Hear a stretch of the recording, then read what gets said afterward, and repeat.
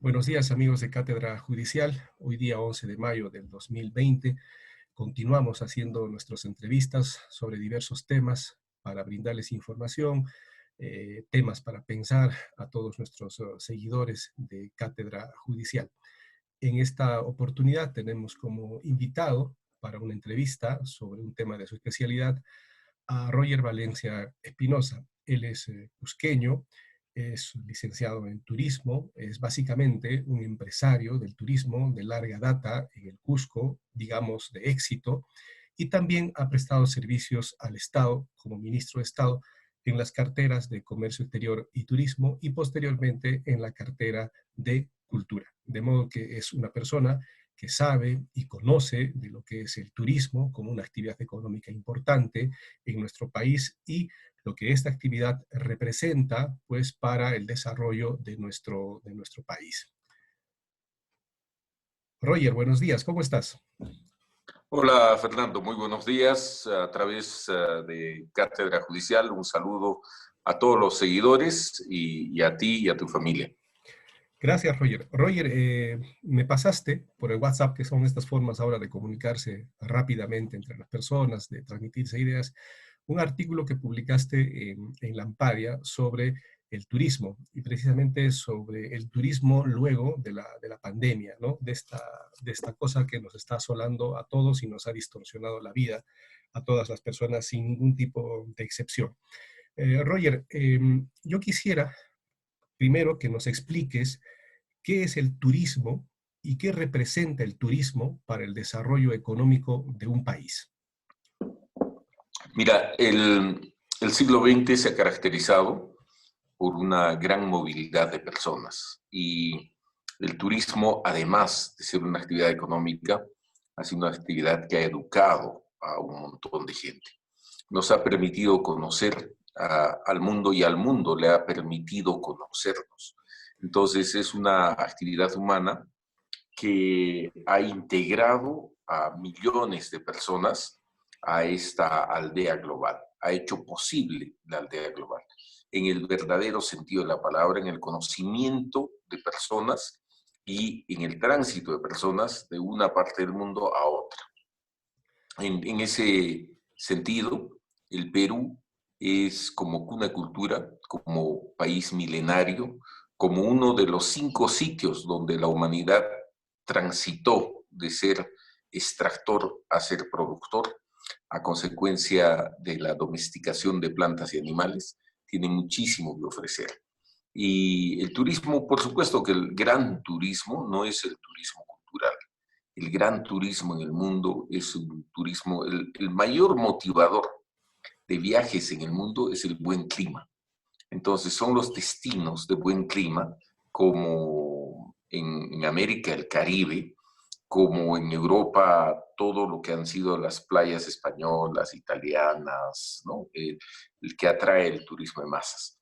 Después del clima, el siguiente motivador de viajes ha sido la fe. Entonces allí tenemos estas gigantescas peregrinaciones a la Meca, estos más de 40 millones de personas que viajan al Vaticano, estas peregrinaciones a la Gruta de Lourdes y otros sitios. Y el último, digamos, y también estas grandes movilizaciones de millones de personas en la India y en otros lugares de culto. Después de buen clima, el culto, vienen los grandes eventos deportivos, los grandes eventos en general. Por ejemplo, la Feria Mundial que se celebró en Milán en el año 2016 atrajo a 16 millones de personas. Y la Feria de Dubái, que está programada para el 2020, tenía como meta, digo tenía porque ahora estamos en medio de pandemia, tenía como meta atraer a 20 millones de personas. Para darte un dato del año pasado, eh, en el Mundial de Moscú, en el Mundial de Rusia, nosotros hicimos Casa Moscú como Perú y nos presentamos aquí. En el mes del Mundial hubo más de 6 millones de visitantes extranjeros para el Mundial. Entonces, imagínate, el turismo en el Perú ha significado 4,5 millones de personas visitando Perú, de los cuales un tercio, 1,5 millones, han llegado a la ciudad del Cusco y 97% de esas personas han visitado Machu Picchu. Entonces, más o menos ese es el tamaño en volúmenes de personas. Y en intercambio, el turismo en el Perú, tanto nacional como turismo internacional, significa algo más que el 7% del Producto Bruto Interno, del PBI nacional, de los cuales 4% es divisas, es turismo internacional. Y alguito más, 3,3 más o menos, es turismo nacional. Entonces, el conjunto es 7,3% del PBI y en el Cusco significa, en el eje turístico, Cusco, Valle Sagrado, Machu Picchu, significa 24% de la PA, del empleo en la ciudad. Entonces, estamos hablando de una actividad que es una actividad cultural, que es una actividad del siglo, porque en todo el mundo ha crecido, es 10% del PBI mundial, y en el Perú es algo menos. Hay países, claro, que viven del turismo. El Perú, gracias a Dios, es un país diversificado, y en el Cusco significa 24% de la PBI. Bien, Roger, quiero ahora preguntarte lo siguiente. Ha habido un punto de quiebre antes de la presencia del COVID-19 y luego de la presencia del COVID-19. Entonces, en algún momento, la actividad turística ya habría sentido la seña clara de que las cosas se iban a poner muy complicadas para el turismo y la movilidad de personas a nivel mundial. Pero antes de entrar al análisis post-pandemia, lo que yo quisiera preguntarte, Roger, es cómo iba la actividad turística, qué expectativas tenía al año pasado, antes de que se supiese que el COVID nos iba a atacar.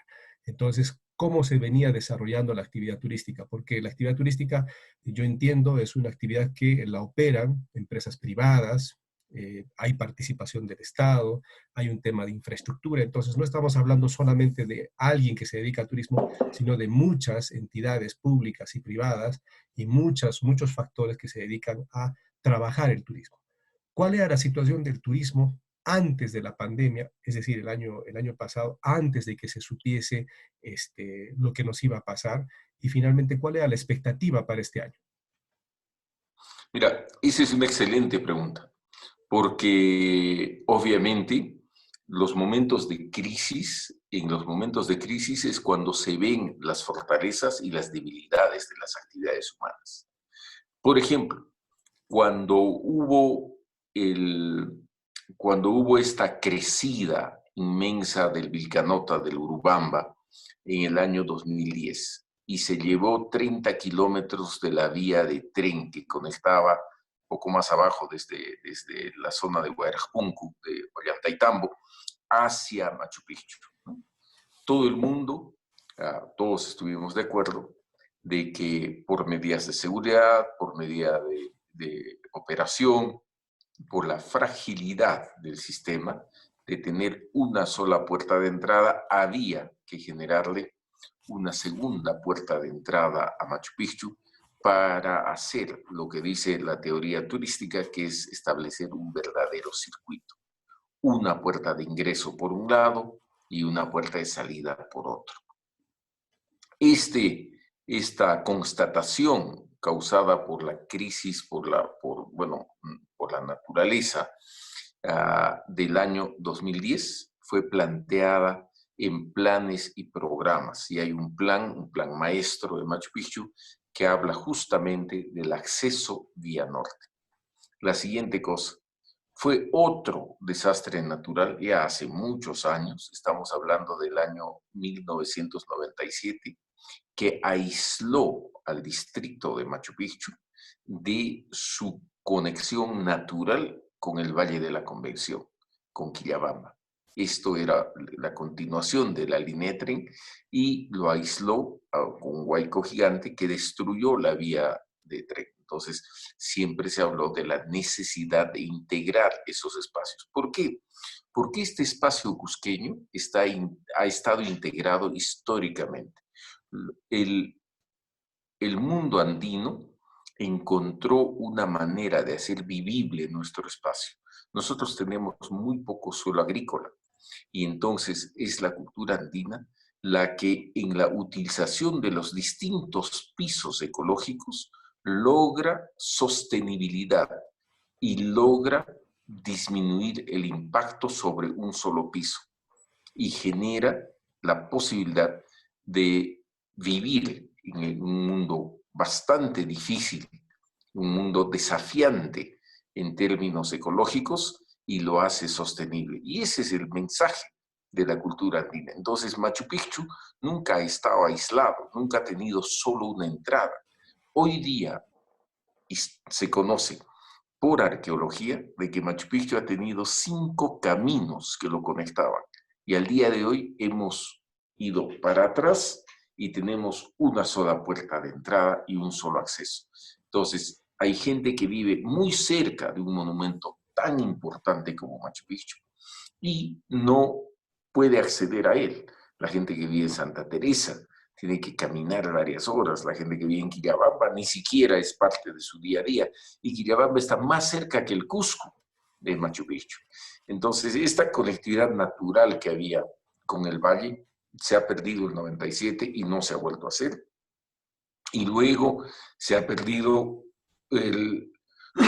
y luego en el año 2010 constatamos ese evento. Entonces, los planes y programas de Machu Picchu, como son un centro de visitantes, para cambiar de modelo, ya no es posible.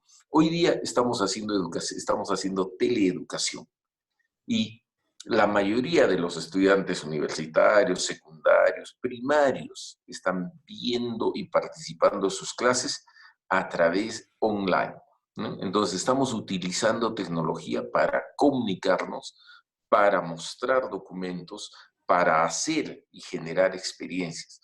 Y en Machu Picchu veníamos haciendo la visita como había sido hecha hace 60 años.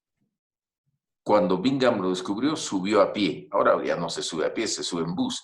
Pero el paseo y la visita de Machu Picchu sigue siendo itinerante, sigue utilizando los mismos métodos de comunicación personal, sin un centro de interpretación, sin poder mostrar, por ejemplo, uno de los momentos mágicos en Machu Picchu es el 21 de junio, cuando el sol pasa por esta ventana, esta ventana que marca ese solsticio en el templo del sol, en el tambor solar. Entonces, ese momento ha sido filmado. Ese momento se sabe exactamente cómo viene el sol, es 7:15 de la mañana, pasa por entre las montañas y la luz ilumina esta ventana que está orientada hacia el este. Pues esto se lo cuentan al viajero, esto se lo contamos al viajero, pero no lo puede ver, porque si no está allí el 21 de junio, ¿cuántas personas pueden estar ahí el 21 de junio? Bueno, un límite, y a la hora de la que estamos hablando, un límite de 1500 o algo así. Entonces, esto podría ser contado todos los días en un centro de interpretación a través de un video, a través de una filmación de alta calidad. Lo mismo se ha hecho en muchas partes del mundo. Entonces, sistemas que permitan entrar y salir, entrar por un lado y salir por otro, nos darían la posibilidad de hacer no solo la visita más informativa, en lugar de ser una visita de alto contacto, de caminar y de visitar, sí hay que verla, pero la información se podría hacer en un centro donde podamos mostrar al visitante el estado de la cuestión. Uno de los temas que es importante en Machu Picchu es educar. El motivo por el cual se crea el santuario histórico de Machu Picchu en el año 82 es porque el primer motivo es su conservación. Entonces hay que cuidarlo. Y el segundo motivo es su uso como un instrumento de educación y de difusión de la cultura andina. Esto se tiene que cumplir de la mejor manera. Entonces, veníamos con una serie de limitaciones, por ejemplo, Choquequirao. Fernando, a Choquequirao solo llegan los trequeros, o sea, solo llega gente muy capaz y que puede ir y hacer 40 kilómetros de ida, 40 kilómetros de vuelta, un día de visita a pie. Eso significa, en el mínimo de los casos, 4 días. Para un viajero normal, 5 días de viaje para visitar Choquequirao. No tenemos acceso. Esto, bueno, Perú tiene muchísimos déficits de infraestructura, pero hay elementos que deben ser priorizados.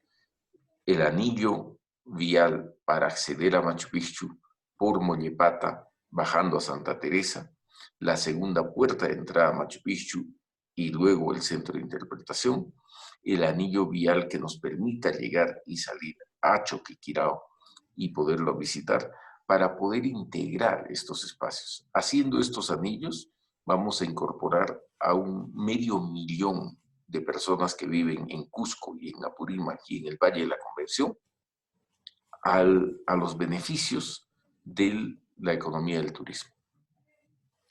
Bien, Roger, ya nos has hablado del antes y cómo estábamos. Tenemos claro que tenemos muchos problemas de infraestructura, que también seguramente hay que trabajarlos en función de lo que puede soportar un destino turístico como afluencia de personas y de gente, que es un tema bastante técnico y que siempre se ha discutido, ¿no? Conservar el monumento frente a un fuerte y considerable volumen de personas. Pero bueno, ese es otro tema. ¿Cuándo es que la actividad turística empieza a sentir el impacto del COVID-19? ¿En qué momento? Mira, En qué época? En qué mes? O no ha sucedido eso y ha venido todo por inercia? Pero yo supongo que ya había cancelaciones, ya había temas de ya no voy a Perú.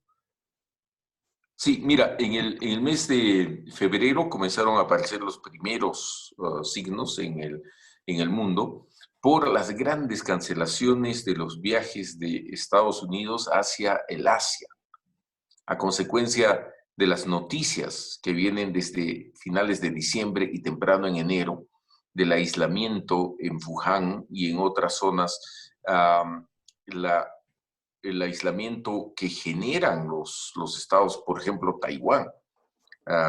Taiwán decide, independientemente, decide de que va a generar una serie de protocolos para el acceso a Taiwán y entonces comienzan a haber cancelaciones en los viajes de los Estados Unidos hacia China particularmente. Luego comienza el problema en Europa y las universidades norteamericanas que tienen programas de viaje en todas partes del mundo comienzan a pasar boletines. Yo tengo el boletín de la universidad, por ejemplo, de la George Washington University, que este año participaba en el mes de abril, en el mes pasado, debía haber participado en el famoso concierto de coros que se hace en la Chiquitanía boliviana. Entonces, el coro de la Universidad de la George Washington University tenía que ir a la Chiquitanía a participar del Festival de Coros de la Chiquitanía, que sucede una vez cada 2 años y que venía siendo planeado desde hace un par de años. Nosotros éramos parte de esa organización y ayudábamos no con el coro, porque eso va organizado directamente por la universidad y todo, pero sí con las familias. Entonces las mamás, los papás, los amigos que querían ir a ver el coro a la Chiquitanía se habían acercado a nosotros como tour operador y nos dijeron, bueno, vamos a organizarnos un viaje para ir a Santa Cruz y en Santa Cruz vamos a participar de este circuito lindo, porque son 12 misiones jesuíticas del siglo XVIII, y ahí es el Festival de Coros. Entonces nosotros teníamos todo organizado. Cuando viene en el mes de febrero, a mediados de febrero, una carta de la universidad que dice que ningún viaje organizado por la universidad, significa no los viajes de los papás y los amigos, el viaje del coro no va a suceder. Si el coro no va, pues, oye, ¿a qué van los amigos, no? Y luego, temprano en marzo, la asociación que organiza el coro decide posponer la ejecución del coro porque no le había pasado solo con ese coro de esa universidad, sino los coros que vienen de Europa y de otros lados también venían cancelados. No pasaba nada, no había caso uno, en Perú tampoco, pero ya se tenía la noticia que se suspendían estos viajes organizados por la universidad y en consecuencia los eventos a los que iban a asistir estas personas. Con esto llegamos a saber que había una disrupción profunda en los viajes y en los programas mundiales. Para el mes de marzo, esto ya se había extendido, yo mandé muchas cartas a la organización, les dije, mira, el primero fue el coro de la George Washington, pero avísenme qué está pasando con los demás. La noticia es, oye, gran parte de los coros no van a poder venir, solo los coros nacionales y algunos sudamericanos todavía están confirmados. Para el mes de marzo ya se trasladó y se postergó la ejecución de los coros para la ejecución del festival para el mes de agosto. No sabemos si va a suceder, es la verdad. Sin embargo, esto ya fue notificado y cuando Perú comienza a mirar lo que está pasando en el mundo, el gobierno decide tomar las acciones más drásticas posibles porque es de todo sabido que nuestro sistema de salud no podría soportar un influjo gigante como han sido estos niveles de contagio que se da con la virulencia. Nosotros, no sé si te acuerdas, pero cuando éramos chicos, nuestras mamás y nuestras abuelas hablaban de está grasando la gripe, está grasando tal tipo de enfermedad, ¿no? ¿Cómo se llama? Algunas de estas enfermedades contagiosas entre los niños, entonces está grasando tal cosa. Y porque efectivamente se trata de un cuerpo graso, que son los virus que de una persona a otra. Este tiene una característica particular.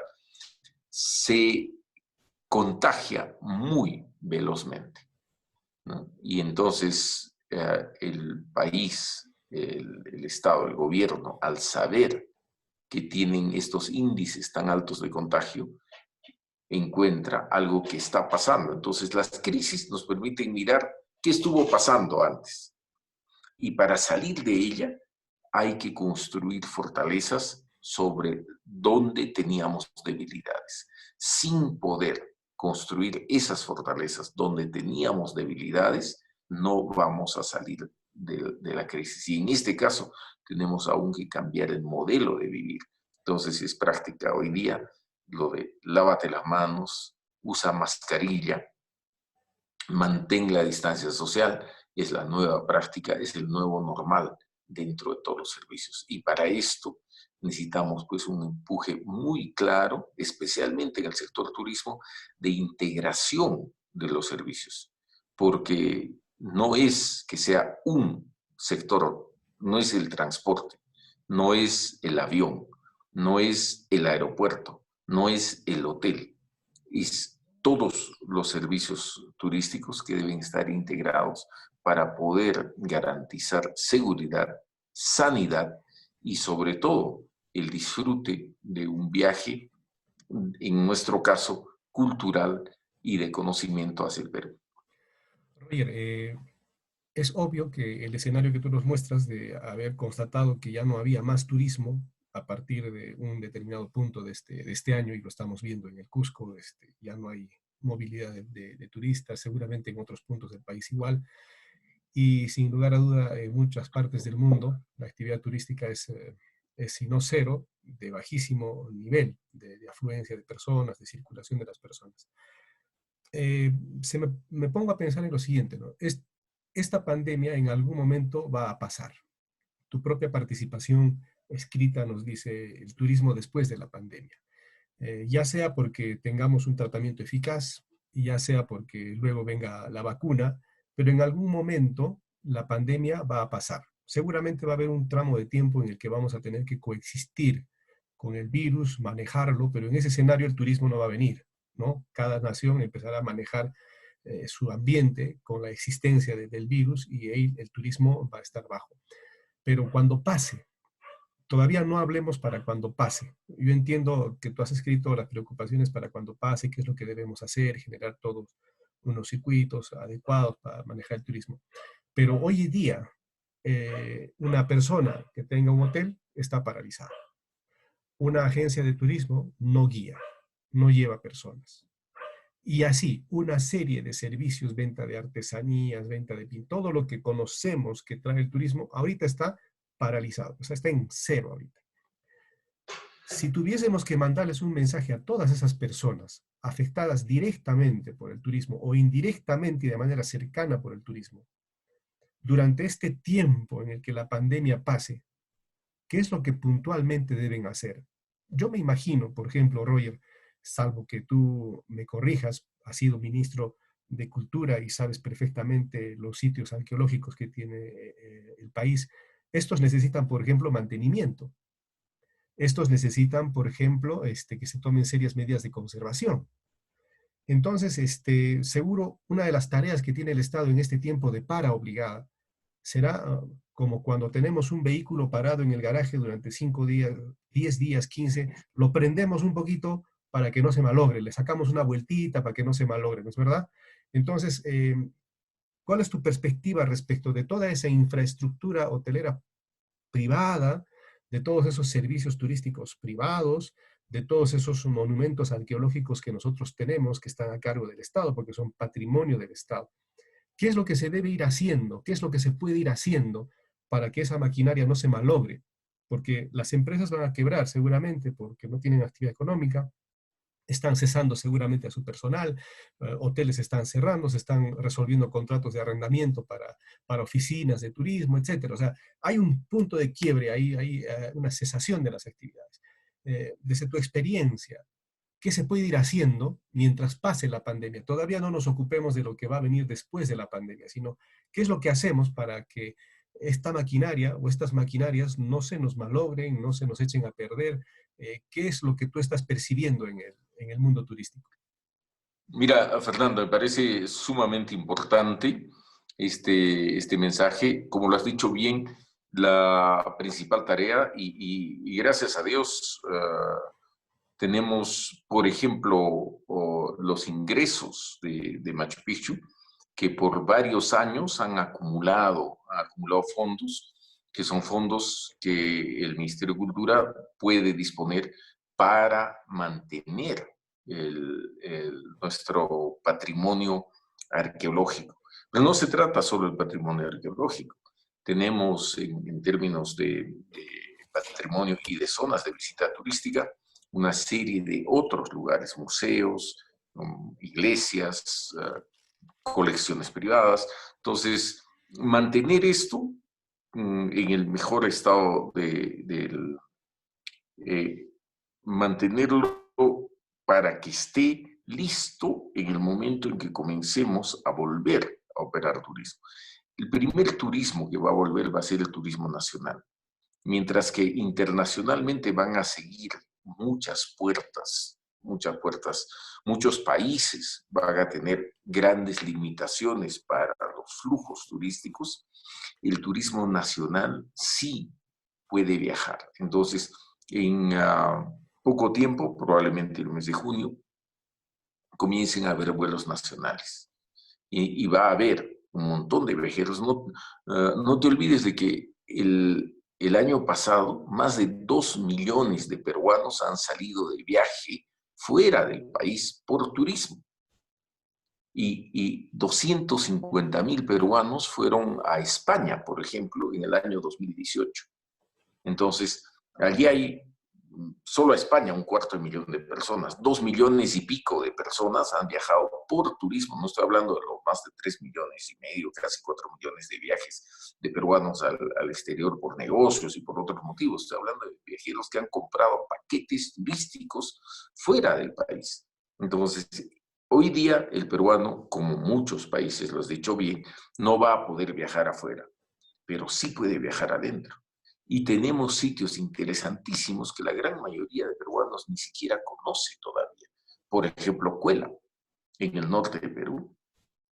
Nosotros inauguramos el sistema de teleféricos para Cuela. Y Cuela, pues, es un destino espectacular. Chachapoyas es un destino espectacular. Entonces, va a haber más turismo. Hay la posibilidad de que haya turismo nacional importante dirigiéndose tanto a los atractivos de naturaleza, o sea, va a cambiar un poco el turismo, se va a buscar sitios donde no haya tanta concentración de gente. Entonces, los viajes en automóvil desde Lima, que siempre han sido importantes, van a continuar. Va a haber una movilidad hacia destinos nacionales. Los destinos de parques nacionales son muy importantes. Entonces, Baguaja-Sonene, Tambopata, El Manu en nuestra zona, pero tenemos una buena parte del país, casi el 20% del país son áreas de conservación. Entonces, estamos hablando de una parte bien importante de nuestro país, tanto en la costa norte, en el sur, Paracas, en la cordillera, el Parque Nacional de Huascarán. Varias de las cordilleras tienen áreas de conservación y, por supuesto, en la Amazonía. Entonces, estos destinos van a comenzar a moverse hacia el turismo nacional. Luego vendrá el turismo latinoamericano, países cercanos, países que han manejado sus niveles de contaminación y de pandemia de manera muy eficiente, como es el caso de Chile.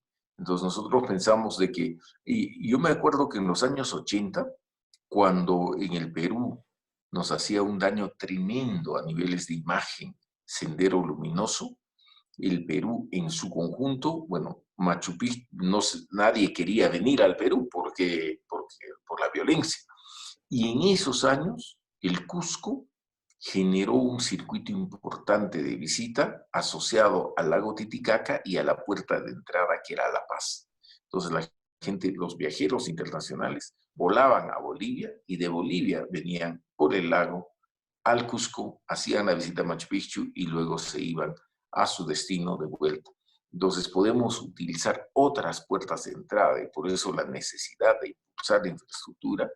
Y podemos, por ejemplo, hoy día hay vuelos a Santiago de Chile y estos vuelos van a volver. Estoy convencido de que van a ser uno de los primeros vuelos internacionales que tengamos.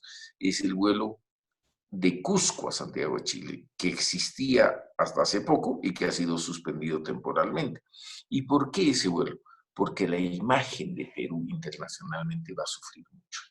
El manejo de la pandemia, especialmente en el norte del Perú y en zonas de la Amazonía, no ha sido del todo eficiente como se hubiera esperado.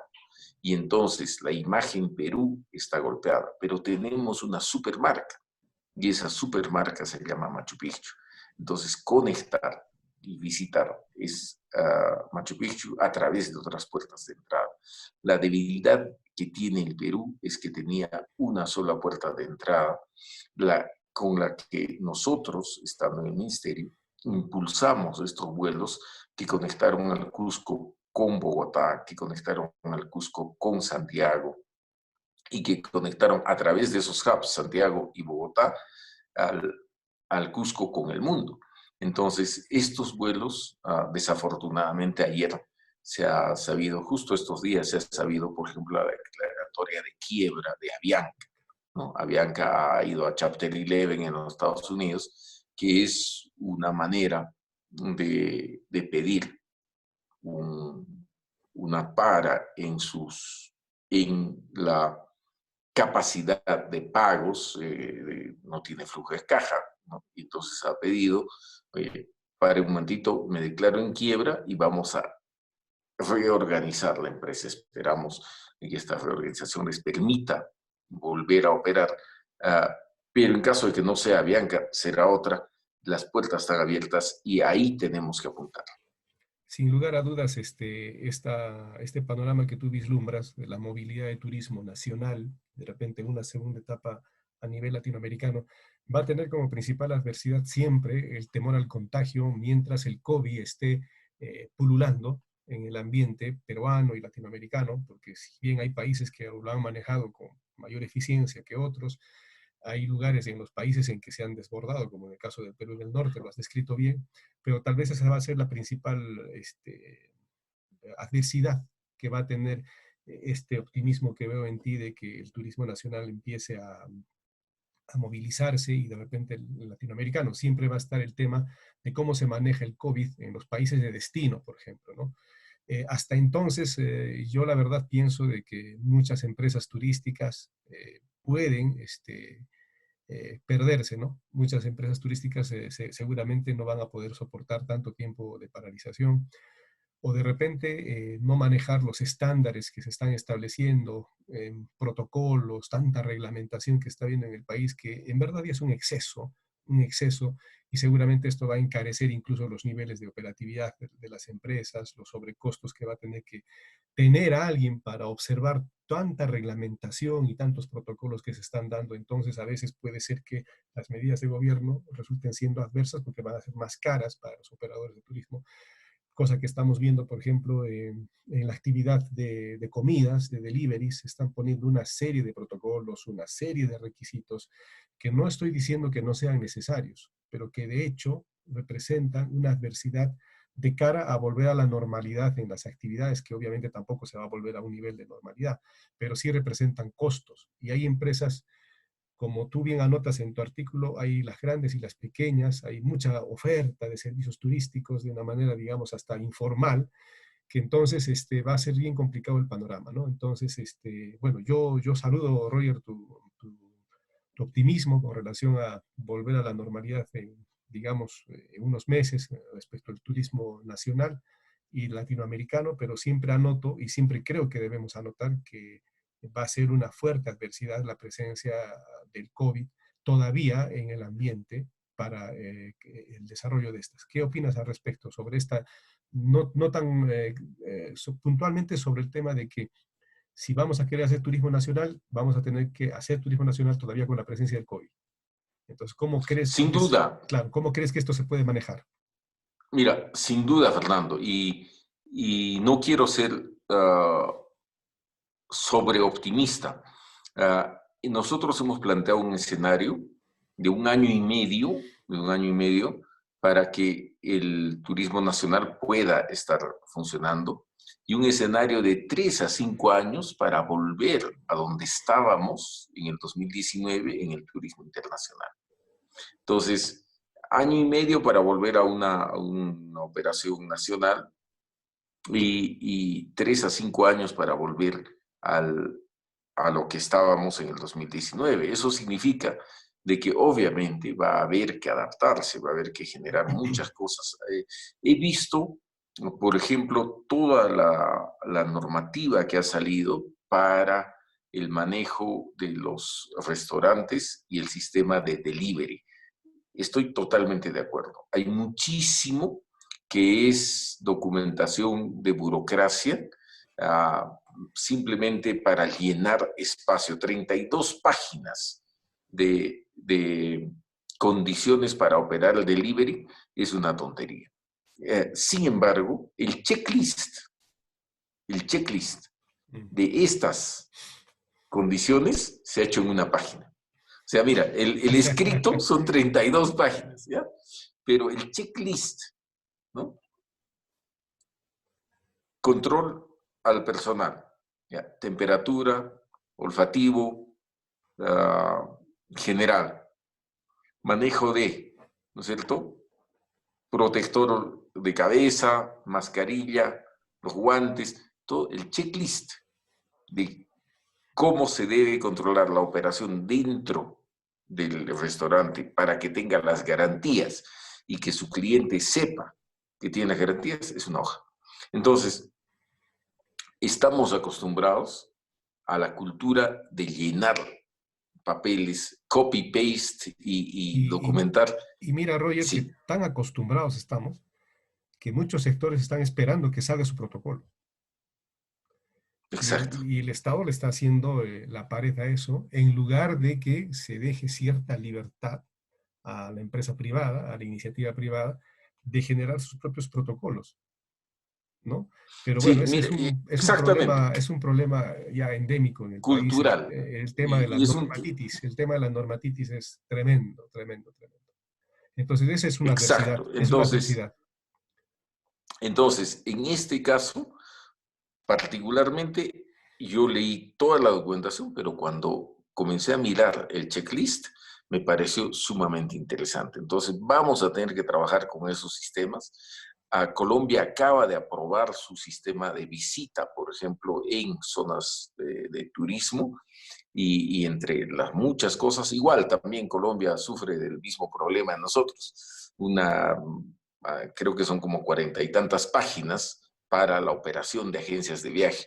Mucho de eso es conceptos, mucho de eso es Sí, comunicar el concepto en sí, o sea, digamos, ¿por qué se tiene que usar un protector? ¿Por qué se usa la mascarilla? ¿Por qué el concepto para enfatizar de que sin esa pieza de control estamos poniendo en peligro nos ponemos en peligro nosotros y ponemos en peligro a nuestros clientes. Entonces, estas cosas están, digamos, son las que abultan la documentación, porque desafortunadamente no todo el mundo le hace seguimiento y pocas personas entienden que estamos frente a este enemigo, que es un enemigo invisible.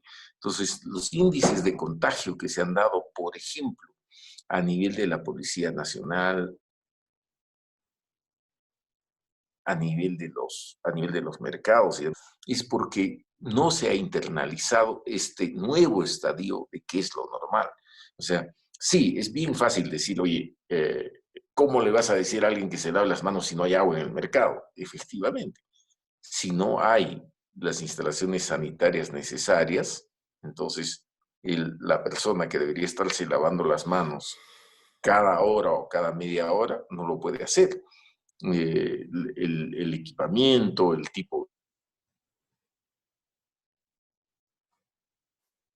de control y todo, pero es interesante, sucederá con los distintos segmentos, pero lo que hay que enfatizar en el sector turismo es de que es una cadena.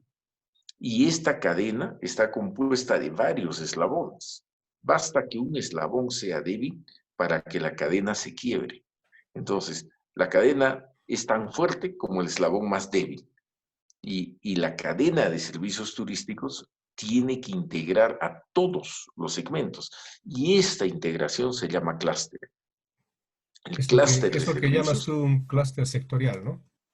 Exactamente. Entonces, este clúster sectorial, este sector tiene que ir integrando todos los servicios. Entonces, yo confío en la calidad de servicio del transportista aéreo. Entonces, confío en la compañía aérea. Ok, porque conozco sus protocolos, porque sé que su personal entiende frente a qué está. Igual, el transportista ese confía en el que va a hacer el servicio de traslados. Sé que los minivans o los vans van a estar limpios, van a estar desinfectados. Ese protocolo de desinfección se va a hacer cada vez que se haga un traslado, no una vez al día, no 2 veces al día, sino cada vez que se haga el traslado. Y así sucesivamente la cadena se fortalece en conjunto. Y en este sentido, la participación tal vez más débil siempre ha sido de quienes manejan los atractivos. Entonces, por ejemplo, la velocidad de las puertas de entrada con los boletos, ¿no? Esto, los boletos podrían desaparecer. Una tarjeta de prepago, igualita que la que se usa en los teléfonos, podría sustituir a todos los boletos que existen. Entonces, solo la tarjeta y puedes y es una tarjeta prepago y cada vez que la pasas por la puerta de entrada, el sensor lee y te descuenta. Entraste a visitar el Coricancha, te descontó la entrada del Coricancha, o pagaste tu entrada con tu tarjeta. Luego pasaste a la catedral, fuiste a la Merced, no sé. Cada museo, cada sitio tiene un lector, no necesita contacto humano, no necesita este sistema de control de trae el ticketcito, pícalo, porque esos son los puntos débiles. Entonces, esos son los puntos donde hay gran cantidad de contacto humano. Y ahora tenemos que pasar a un nuevo modelo donde el contacto humano sea menor, donde las visitas no tengan esa exposición. ¿Por qué se ha contaminado tanto la policía? Por el sistema de control que tenemos. Traiga el documento, mire usted acá, chequee y efectivamente, al no haber los protocolos establecidos, la contaminación avanza. Eso por un lado. Pero por el otro lado, va a haber empresas que quiebren, muchas ya, algunas grandes como Avianca ya han quebrado, empresas hoteleras, muchas están en espera. Algunas se han adaptado. Interesantemente, hemos visto que la oferta cusqueña, por ejemplo, se ha adaptado a los trabajadores mineros, ¿no? Hay varias empresas, los trabajadores mineros no 100 días, algunos han hecho doble turno extendido, 42 días, pero después de esto salen de viaje, salen fuera de la mina y como no pueden viajar a sus destinos de origen, no pueden ser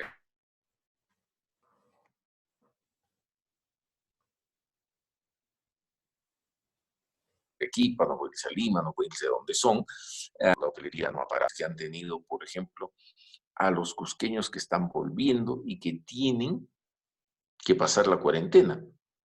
Y la cuarentena la han pasado en hotelería de distinto tipo. Y lo mismo está sucediendo con viajeros que no están en cuarentena, que vienen y que por algunos días se tienen que quedar en Cusco una semana, dos, una semana normalmente, que son los 9 días o 7 días, un día de entrada, una semana en Cusco o en el Valle con los trabajadores mineros y la hotelería se ha adaptado.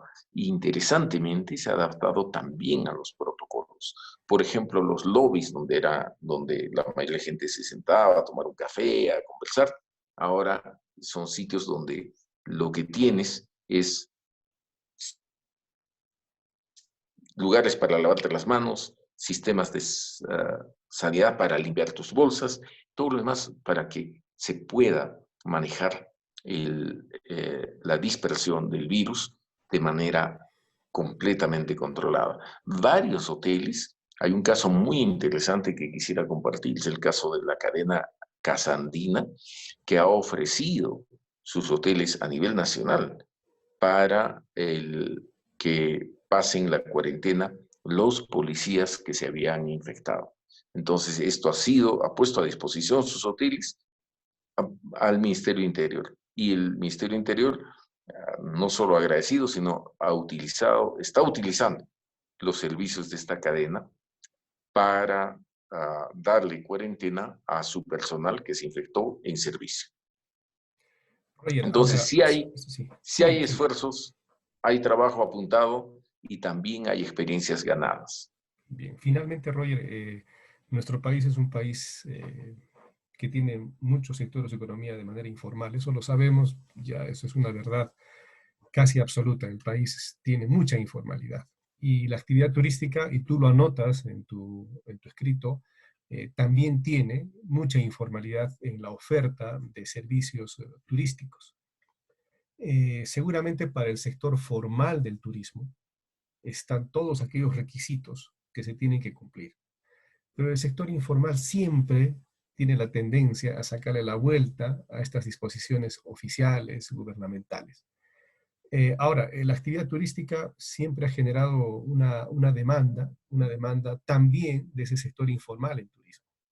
de las agencias que no dan garantías, las agencias que no tienen mucha infraestructura, que atienden al pasajero, al turista de la manera más elemental posible, seguramente por costos, porque también hay todo tipo de turismo que viene, no viene solamente el turismo que va a pagar un buen servicio, sino aquel turismo que también está dispuesto a pagar lo mínimo por de repente ir a un destino turístico. Entonces, ¿cómo tú ves este tema de este reto que tienen las empresas formales versus a un mar de actividades informales de las que el turismo no es una excepción? Mira, si algo creo que va a cambiar, va a ser la actitud del consumidor. O sea, al final del día, la formalidad y la informalidad son, la informalidad es sostenida por consumidores. Bien lo has dicho, es la persona que escoge el servicio informal por costo o por cualquier cosa. Yo creo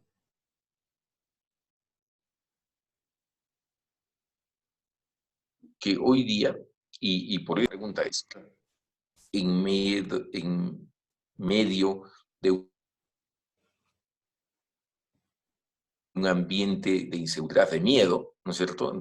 Ya el consumidor va a buscar al productor o al servicio que le ofrezca las garantías de sostenibilidad, pero fundamentalmente de seguridad sanitaria. Y entonces, ¿qué es eso? Obviamente va a buscar que sean empresas formales, que sean empresas que den las garantías. Entonces, cuando viaja uno, pasó algo muy interesante en los aeropuertos. Hace muchos años que cualquier taxi funcionaba en los aeropuertos, pero la inseguridad hizo que las personas escogieran el uso de los taxis que estaban certificados, ¿no? Y la informalidad siguió existiendo, sí, pero mucho menos. No tenían acceso, así. Esto fue superado largamente, el taxi de la calle fue superado largamente por los aplicativos. Entonces, la gran mayoría de personas, especialmente en la ciudad de Lima, cuando toma taxi, usa un aplicativo. ¿Por qué?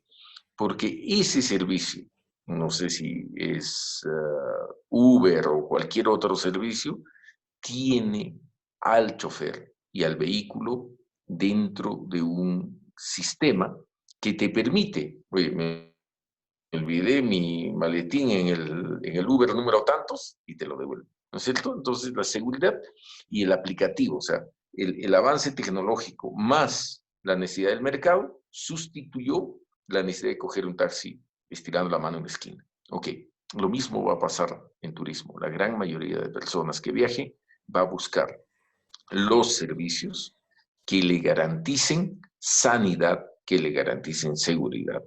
Y en este sentido, va a ser mucho más difícil ofrecer un servicio informal. Bien, Roger, te agradecemos el tiempo que nos has dispensado para conversar sobre lo que es tu especialidad, sobre lo que es el conocimiento que tienes en función de la experiencia. ¿Cuáles serían tus palabras finales luego de todas las reflexiones que hemos compartido con nuestro público? Creemos de que el futuro del turismo y el futuro del Cusco tiene que irse construyendo paso a paso. O sea, estamos frente a una crisis grande y debemos ser parte de la construcción de ese futuro. Y en esa construcción de ese futuro debemos seguir impulsando estas grandes piezas de infraestructura como son el aeropuerto en Chinchero, como son los teleféricos en Choquequirao, para integrar y para hacer que el turismo cumpla la promesa de ser uno de los motores de la economía y del bienestar de la ciudadanía cusqueña.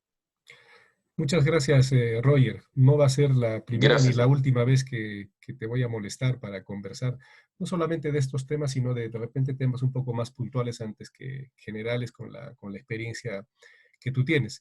Eres siempre un referente de ahora en adelante, has sido un hombre de Estado y en consecuencia tienes acceso a mucha información, has tenido la oportunidad de tomar decisiones importantes para nuestro país. Y bueno, eres una persona a quien hay que escuchar de cuando en vez, como se dice, y ten la plena seguridad que te vamos a seguir molestando.